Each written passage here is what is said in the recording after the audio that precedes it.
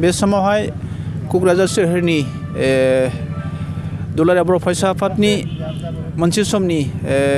गागि मावथि सोद्रोमा मनेस्वर दैमारि बिथांनि दिनै गोथार जुलि आरो बिथांनि गोथार जुलिनि समावनो दिनै जों सासे आलासि मोननो हादों जों बिथांखौ बाथौ बिमुंसार बरायनो सानदों लोगोसे बिथांनिफ्राय मोननैसो गाबोन जिहेतु गोथार बाथौ साननि हाबाफारि फैबाय थादों लोगोसे मनेस्वर बर'नि हाबानि सोमोन्दै सारखौ गिबियावनो बरायनानै जाबाय सार आंनिफ्रायबो गाहाम हामलायनाय थाबाय बाथौ बिबुंसारनिसिम आरो दुलाराय रायजो राजा नायगिरिफोरनिसिम दिनैहाय मनेस्वर दैमारि फंबायनि गोथार जुलिनि बे सान बे सानाव जों नुजाफैनो मोनना खोब गोजोननायबो मोनदों आरो हाबाया मोजाङैनो जानानै थांबाय आरो जोङो हौवा गोदान हिन्जाव गोदान गोथार जुलिनि जि मोनसे खान्थिजों जानो गोनां बेथ' जानानै थांबायानो आरो बेवहाय आसामनि मानगोनां गिबि मन्थ्रि आरो लोगोसे जोंनि आसामनिनो बुंथिगिरि बिश्व दैमारि बिथां आरो डक्टर गिबि मन्थ्रि बिथांमोनाबो नुजाफैदोंमोन लोगोसे बेवहाय बाहागो लानो मोननायजोंबो गोसोखौ खोब गोजोननाय मोनदों दा बाथ्राया बेनो जायखिया जोङो मोनसे समाव मनेस्वर दैमारि फंबायखौ जों लोगो मोनबोदों दुलाराय बर' फरायसा आफादाव थानाय समाव आरो जों जेब्ला बिएलटिआव दङमोन बे समावबो फंबायखौ लोगो मोनबोदों सासे गोख्रों मावथि आरो दिनैहाय बेसेबा गोबावनि उनावहाय सोमावसारनायनि हाबाफारिफ्रा बुंनो थांबा जोब्बायानो बुंजायो दङ आलादा रोखोमै सोमावसारनाय हयथ' फैबावनो हागौ खिन्थु दा नैबे समावहाय थांनाय 2020 मायथाइनि 27 जानुवारियाव जे थामथि गोरोबथा जादों बेनि उननिफ्राय जोंनि सोमावसारनाया एसे थाथ'नायखौनो बुंनांगोन जोङो बे समावहाय फंबाया दा गोरोबनाय मोनसे बुब्लिजों लोगोसे माने गावनि गोथार जुलिखौ जि मोनसे माबाजोंहाय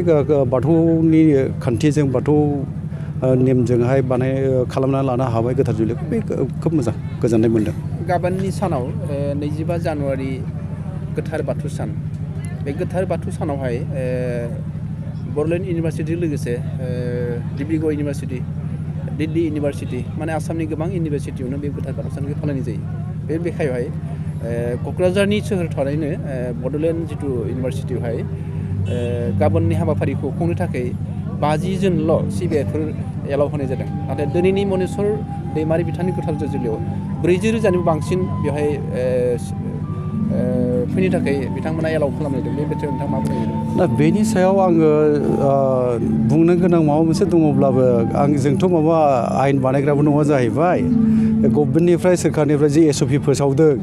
दा हाबायाव जि मोनसे थासारिखौ बा हालोदखौ बेवहाय नुनाय जादों आरो गाबोननि जि मोनसे गोथार बाथौ सान फालिगोन बेवहाय फारागा जि नुजादों आं बेनि सायाव जेबो बुंनाय नङा नाथाय आं बेखौ बुंगोन जे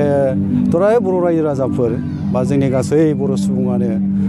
बोराइ बाथौ आफा बोराइ बाथौखौ जोङो सिबिबोदों आरो बर'नि गुदि धोरोमा बाथौखा आरो गाबोन बेनो बाथौ जोंनिनो गोथार गाबोन सान बाथौनि सान बे सानावहाय दुलाराय बर' रायजो राजाफ्रा जाहाथे बावहाय बयबो बाहागो लायो गावबागाव गामिफ्राव गावबागाव बाथौ थानसालियाव न'खराव बेखौ मोजाङै फालिथों आरो आफा बोराइ बाथौआ बोर सारस्रिथों बयनिबो जिउआवहाय गोजोना फैथों सुख गोजोन बेखौ बयबो संसार जानायाव जिउनि लामायाव गोबां माने खैदां खैफोद साद जारला जेंना जेथोनि गेजेरावबो जों इसोरखौथ' बावनो हाया बा इसोरनि नाम लानानै जोंनो इसोरखौ आफा बोराइ बाथौखौ जोङो जेब्लाबो सिबिलांनांगोनबो आरो बिनि नाम लानानै जों दिनै जेराव थांनानै दङ बुंनो थाङोबा आफा बोराइ बाथौ जोंखौ नैबे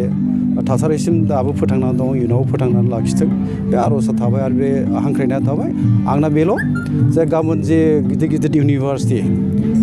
मुलुगसोलोंसालिफ्राव जेरै फालिनायनि बिथोन बा फालिबोदों दा बेयो गाबोनबो मोजाङै जाफुंलांथों एसे सुबुंफोरखौ लानायनि गेजेरावबो बा सरकारा जि मोनसे एसअपिनि गेजेरजों बिथोन होदों बेखौ बावहाय मा जादों बेजों रिजायबाय थानाया थिग जानाय नङा दा गाबोन जि मोनसे बिथोननि गेजेरजों जोंखौ फालिनो खाबु होदों बे खाबुखौ लानानै जों फालिनांगौ बेखौ आंनि खावलायनाय थाबाय गोथार बाथौ साननि जाफुंसारनाय आफा बोराइ बाथौनि नाम लानानै गाबोननि गोथार बाथौ साननि फालिनाया मोजां जाफुंथों बेखौ साबायखर थाबाय